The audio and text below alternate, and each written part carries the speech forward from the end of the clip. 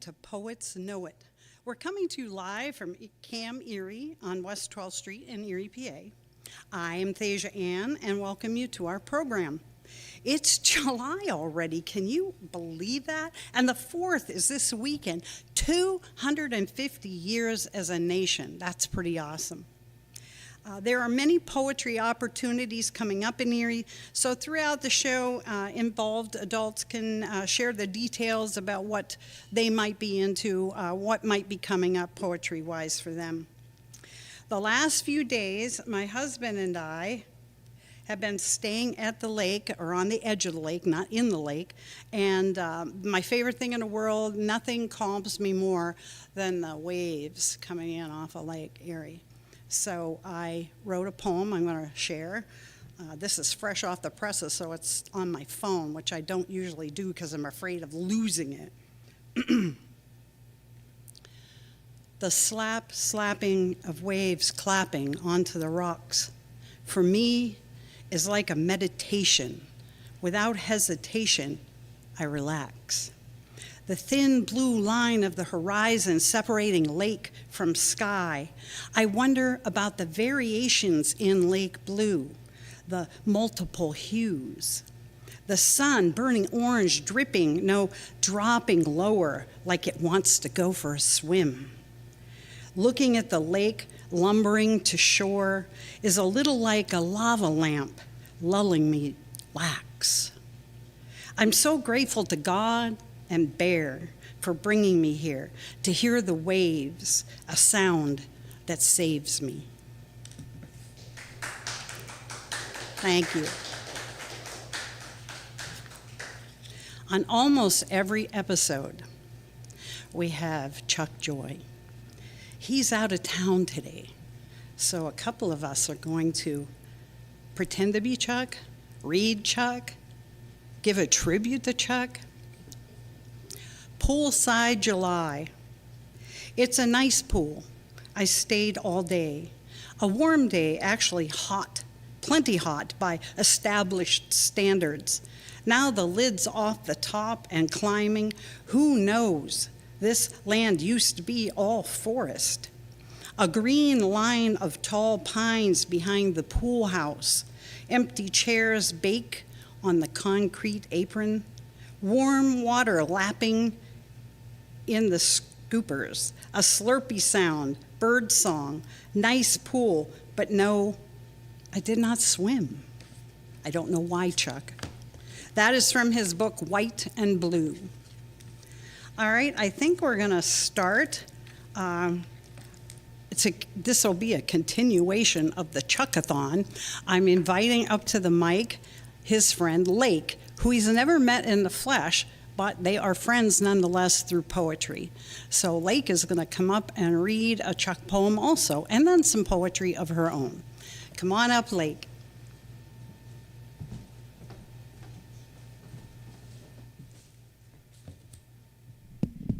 Thank you so much, Thasia, and thank you, Chuck Joy, for sending me here as well and inviting me to read. I'm not going to pretend to be you after all. I'm just going to read a poem of yours that I liked and that Sarah Reese-Chikansky and I chose together. We stand on the shoulders of giants. Slot the words into a proper order. Every line with its own personality. Some lines especially stunning or spilling over to the next line, a little surprise, but all the lines measured, drumming their little songs. The presence of an alphabet supports the hypothesis. Civilization precedes our consciousness. That was by Chuck Joy.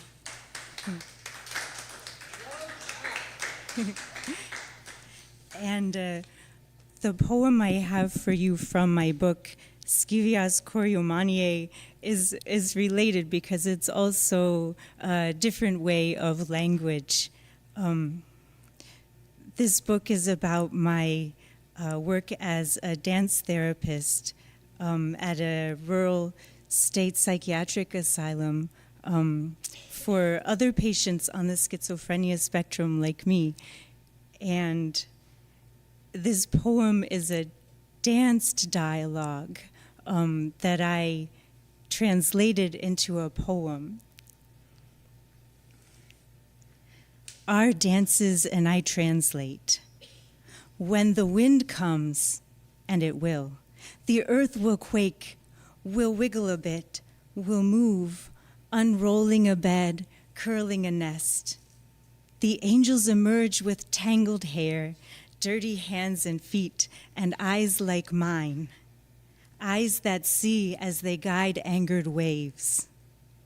The wolves will memorize the wind in their eyes that causes them not to see, that stings them with salt so they hurt. They cry, and the angels comfort them in turn by crying back, louder than them. A wailing ensues. The wail breaks and leaves me at the eldest wolf's knee. I climb into her mouth to pray. I pray in her mouth. She treasures me there, warm saliva and slight acid of living breath, a cradle flush with wine. Our paws feel, and our snouts scent in heightened senses. We are warm in this cold, with hearts too large, with enlarged hearts. We will either die or be in love. For the instant the dying lasts, or breaks, we will know both.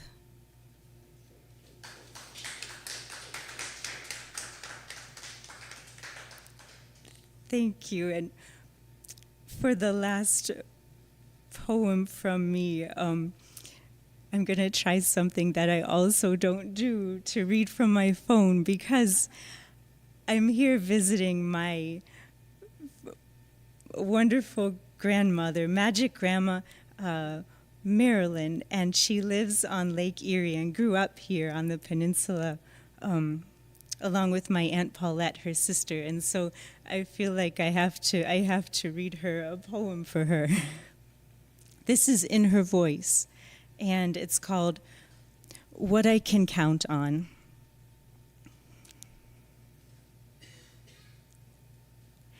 I am the ugly one. That's how it has been, ever will.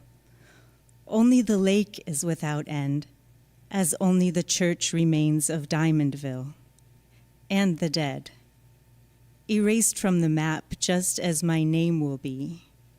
I was always the passerine, the avian one.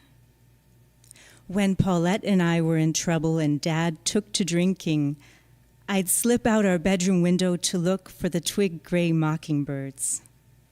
Tried to catch them in the act of conning the cicadas or rock doves. Wondered if those pigeons, green necks glowing, spoke the same language as the rock doves in Ireland, the ones with a view of the cobalt-colored waters off the coast where Dad's family once lived. Whether the beach glass there is made from that rare cobalt blue, or the thick browns and slick greens dressing the cheapest beer bottles and holstering homemade whiskeys here. At the whistle from my sister, I'd climb back in before too many brown shards shuttered the floorboards. Every time I'm in Diamondville, Uncle Walter asks if I remember to pray my rosary. The answer is always yes, ever has been, always will. Though I never prayed to be as pretty as my sister, or any other way, I can count on the Connemara Celtic beads, the green marbles slipping through my fingers, clicking like polished glass through waves. I never count on anything at all but the clink of greens falling together and the mockingbird call, and without fail, I also fall to sleep. Thank you. Thank you. Thank you so much, Lake. I'm so happy that Chuck sent you, even though he wasn't going to be here. So for those of you who know me, I attend a lot of workshops, and I also facilitate workshops. So I'm going to read one that I got from a prompt at one of my last workshops, and then I'm going to read one about the workshop that I just gave. This is called Poetry Is. I'll tell you a secret. I love my life now, but at one point, I didn't want to go on. Poetry is my lifeline. I was over my head, gulping water, going down for the mental count, and then I spat it out. Dirty water, dirty words. Poetry put me on my back and floated me home. My job now is to go about handing out lifelines and showing folks how to save themselves with pen and paper. This one came out of a workshop that I just taught last week. And when I'm done, I'm going to invite up somebody who was here and wrote at that workshop last week. So this is called I Will Remember. I will always remember my past does not define me. My purpose and precision, like a blacksmith fire, will refine me. I will always remember I am worthy, that my need is to guide and expand and swell. My gifts of earned and learned shared experiences to the point that others can feel finished and fine. So now I'd like to invite up my new friend from the workshop and let her read her poem. Is this your first time ever on mic? It is. Come on up. We love you. We are a very kind crowd. Okay. Tell them who you are. My name is Caspin. I'm 17 years of age, and poetry, has been a lifeline for me, and I feel like many of you can relate to that as well. So I'm going to share a few poems that are a bit melancholic, but definitely able to be empathized with. My soul has long forgotten your acidic kiss, the poison exchanged through our ravaged lips. The venom you fed me has run through my veins. Then you left me outside to be embraced by the rain. I think love is what we called it. That's a short one that I had. And then most of my life has been spent in a haze, walking thoughtlessly through a seemingly endless days. Time and time I questioned my existence, pondering whether the universe listens. I think in the end I knew I'd be all right. I look out the window, I can now see the light. I now am here, so alive and so well. I know now I have a story to tell. To share my experience is a joy, I am grateful. And to let others know they're not alone is a gift, I am thankful. Thank you. Thank you so much, Caspin.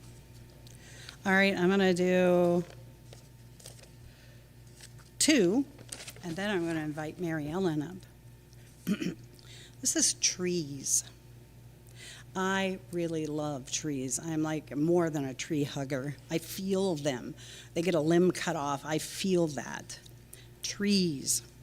Like birds in flight, fight off the wind. Is it goodness blowing in, or is it death deciding to go? Fall to winter wanders, and winter slips to spring. But this thing was wicked, wild wind, slicing, slapping, clapping, toppling timber to the ground. The sound of air slamming like ram heads together. This wind-swept weather was wildly worrying. That was a few storms ago. And this one, almost up there with trees, but not quite, are birds. I pray to the birds I pray to the cardinals, the most reverent of the birds. Their presence indicates lost loved ones with no words. They come in at times of grief. They are a witness and bring relief. I pray to the cardinals. They show me grace, and they are able to erase the tracks of my tears. All right, Mary Ellen, we're going to invite you up.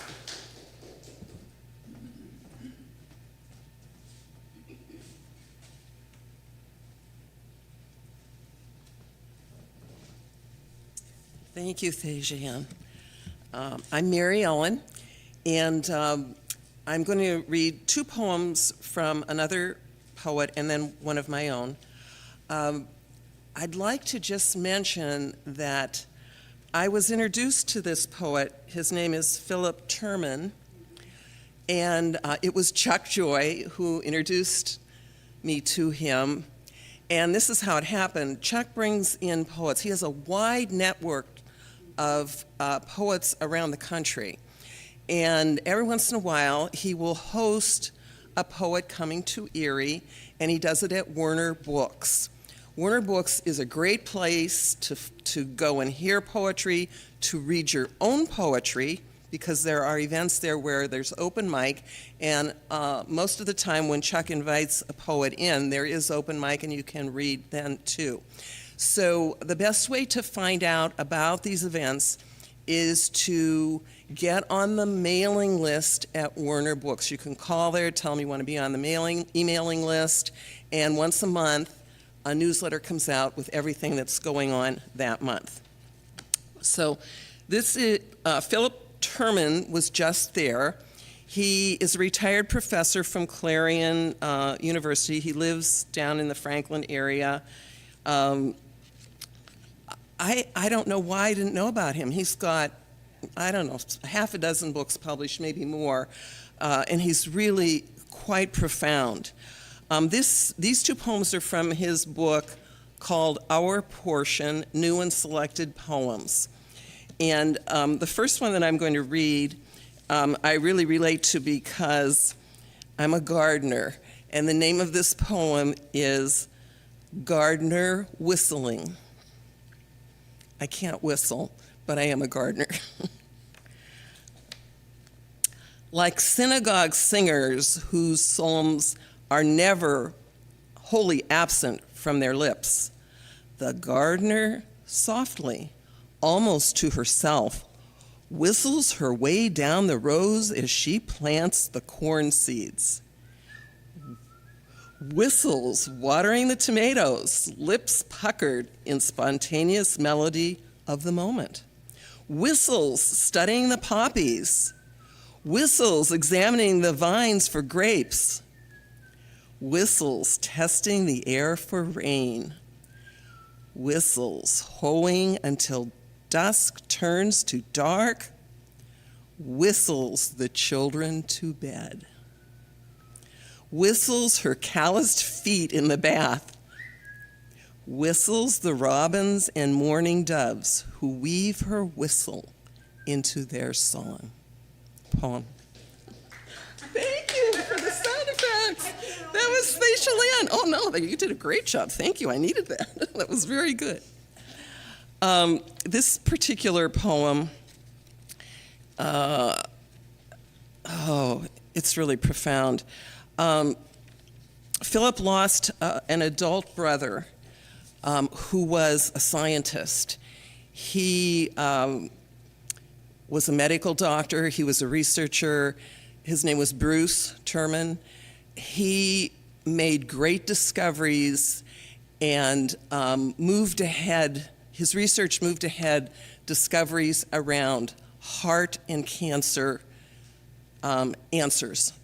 And he died tragically. He was riding his bicycle and was struck by a car and died instantly. So Philip wrote a whole series of poems about this brother. This happened 20 years ago. And I just want to read this one because I love it. It's of course, this is how we process trauma. As our young person who was just up, it can be melancholy. That's important. You need to do that. Your poetry can do that very well. This one is called Speaking to the Woman with My Brother's Heart. He donated all his organs. He was a scientist. He donated his organs. So this poem is about Philip speaking to the woman with my brother's heart. Here you are again, brother, right in front of me, the most essential part of you, your heart, now carried by a 66-year-old grandmother, grateful for your death, I would say, but it would be wrong. She even apologized, though unnecessarily, for her to live, you had to die. And I told her you wouldn't die for anyone, but I'm not sure that's true. And what you taught us through your life, that a heart is a transferable thing, body to body. If we believe, as you believed, in the mind's miracles, in the way we step by step discover that of which we are capable, to give life where there is no life, and to speak from the heart is to speak from the source of what is and isn't yours or ours. Will she allow me to place my hand on her chest so that I can feel your familiar pulsing? And further, will she consent to my request to snuggle my ear against her breast so that I can close my eyes and imagine the way I hear your steady rhythm as we lay beside each other in that small room another life ago, and in the dark, will you live again? I just love that. It's so beautiful how he has processed his brother's death. And what an extraordinary brother that must have been. Whew. Okay, my last poem is my own. And I'm reading this because we're coming upon the 4th of July, and there's lots of celebrations around our country, and the 250th, and all of these things. My poem is about immigration. It's about my great-grandfather coming to this country with his brother. And it's called Passages.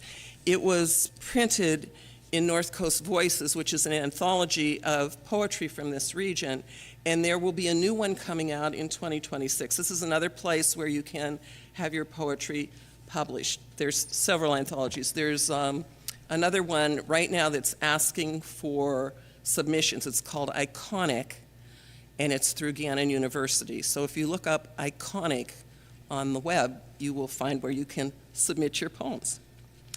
Passages. It's a prose poem. 1880. Two brothers set sail seeking a better life. Youth, resolve, and rugged strength qualify their passage. No money for transit, no problem. Wilhelm and Christoph shovel coal into the boiler bowels below the steamship steerage to pay their way. 1883. A farmer near Lake Erie sponsors them. The brothers work off their indentured debt, then each earn enough to buy 180 acres. A shared dream becomes real, to own land, to farm, to marry, to raise families. A better life. Northwest Pennsylvania is home. 1903. A deep faith tradition crossed the Atlantic with them. Sunday chores complete, the brothers load their families onto horse-drawn buggies and head north. The 10-mile ride to Erie takes 1 hour. Mass is read in Latin, the sermon preached in German. 1921. Before spring planting, Christ harnesses his team. His mission, to dig the basement of a new church closer to their farming community. Descendants worship there still. 1980, Faded photos show wizened brothers bald with twinkling eyes. Smiles peek from snow-white beards. Surely they are Santa's brothers. Progeny thrive 1,000-fold, 5 generations near and far, with diverse surnames and ethnicities. 2000. A grandson flies to Germany to find the town of Reda, to locate kin. His main mission, sleep in the hayloft where Will and Christ once slept, dreaming of America. Thank you.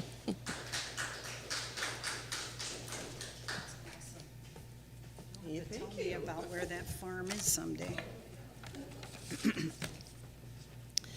So she mentioned that in this area we do lots of get-togethers, and like with the 4th of July coming up. And so this next poem is about something that Erieites know and love, and that's the Erie Blues and Jazz Fest in August. And I grew up, from the time it started, I grew up wanting to go there, went there almost every year. But the most exciting year was the year that my brother and his band were playing on the stage. So that's what this one's about. Hot, hot, hot. The sun beats down with the weight of the heat waves. The scent of hot sausage wafts in the air. But all I care about is being blue. My heart shakes and quakes under that bass line, and a Hammond B3 riff just ran up my spine so divine, along with the ting-ting of the hi-hat that takes me to that Bill for all his fanatical fun. What is the sum total? $1 bill. Would you say that again? Dollar bill and the spare change band can arrange covers clever and originals ring with professionalism of the big time. What a time to be had for free, and you could see the future of this band that could easily land them in the big time.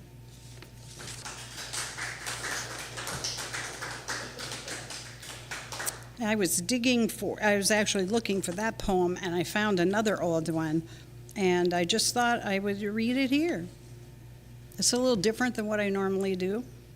I used to belong to a Christian organization online that was clear across the country. I knew one of the pastors, and we would put poetry up there. So this is called Breakaway.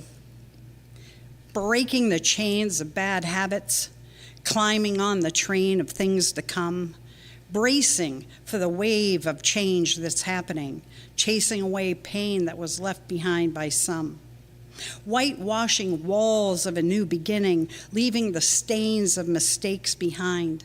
Windows flung open to receive fresh air, blowing out cobwebs from the corner of my mind. Throwing arms wide open to receive gifts of acceptance from above, powerful goodness offering a lift, bringing my life a most perfect love. Consistent, pure perfection, time eternal without end. Prince of Peace sends constant love, Trinity, the perfect blend. All right, I hear that we have at least one cameraman that would like to come up and read. You want to come on up? This is new for him too, so this is awesome.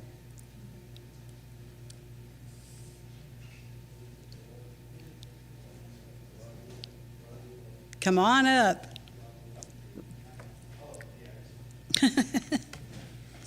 Introduce yourself and have some fun. How y'all doing? My name's Demarion, and I got a poem for y'all. Just give me like 2 seconds. Oh. How y'all doing? My name's Demarion. I got a poem for y'all. Just give me like 2 seconds. Adjust this. Yeah.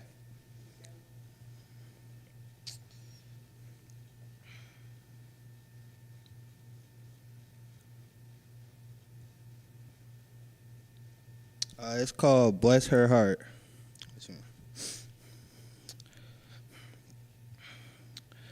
The day we met was surreal. At the park, you see me playing basketball, and you walked over and you said hi. It felt like something different because ain't no girl ever came and asked me while I played, and you asked me to play with me. And we played for like 2 hours that day. And the whole time, you just stared at me. The light in your eyes was something I ain't never seen before. It felt so pure. That day, I knew I wanted to be with you. There we go.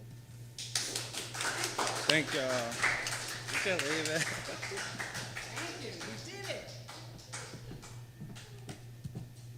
I need to bring this back down just a little bit. Is there anyone else in the audience with a need to read? If you have a poem, come on up. Woohoo! We have a bonus poet. Please introduce yourself.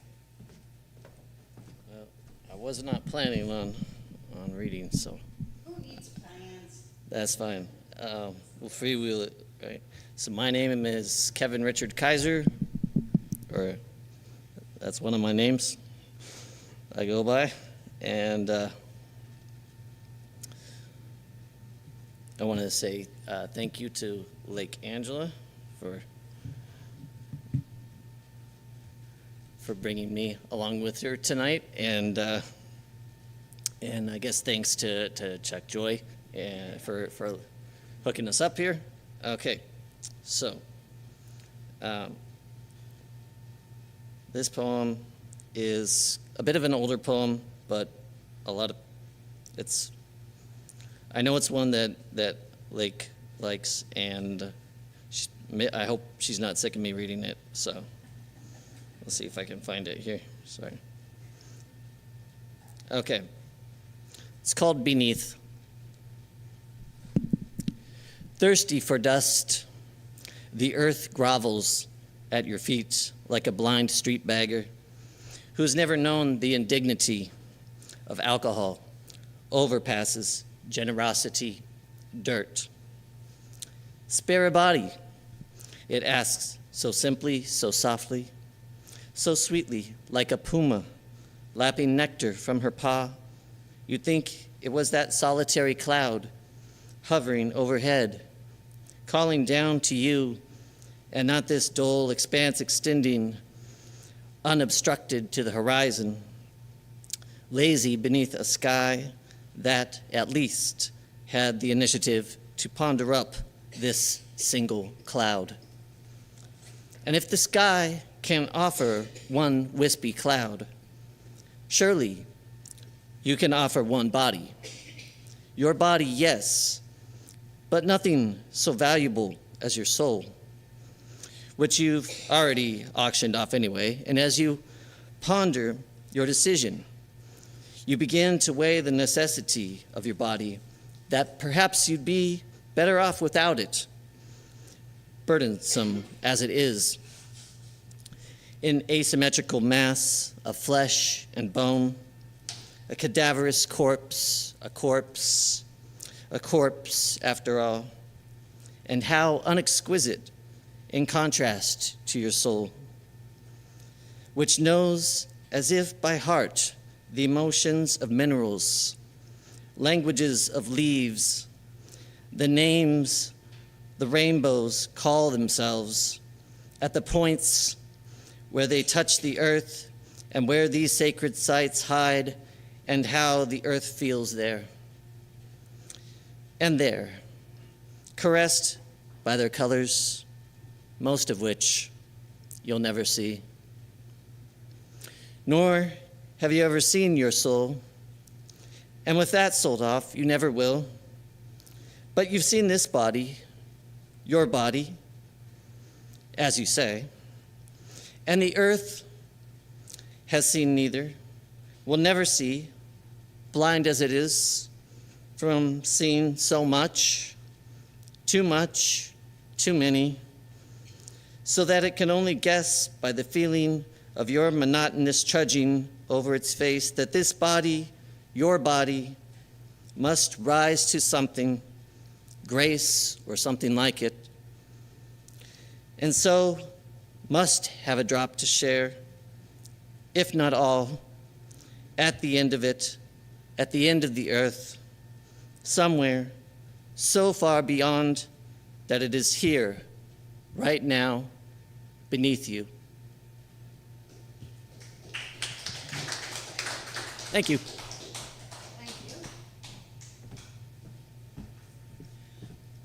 Did our other camera person have a poem they'd like to read? No? You sure? You're shaking your head no. I'm sorry, I can't see. Oh, it's up to you. Nobody's going to pressure you. If you'd like to come up.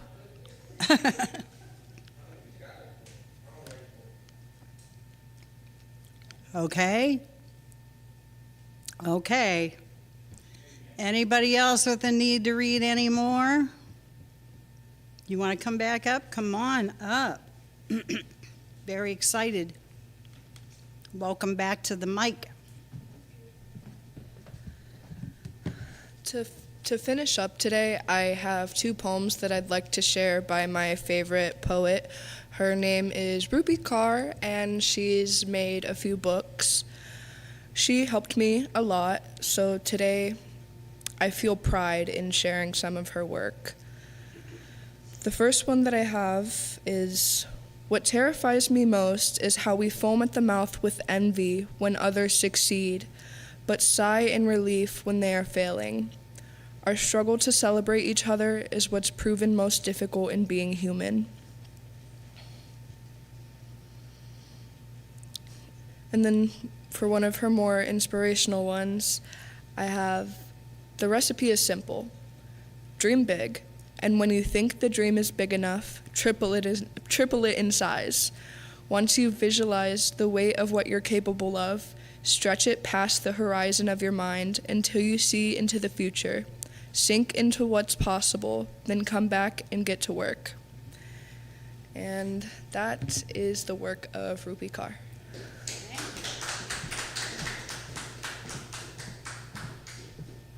Thank you. We always like to hear about new poets and check out their work. Well, I have one last one I'm going to read tonight then.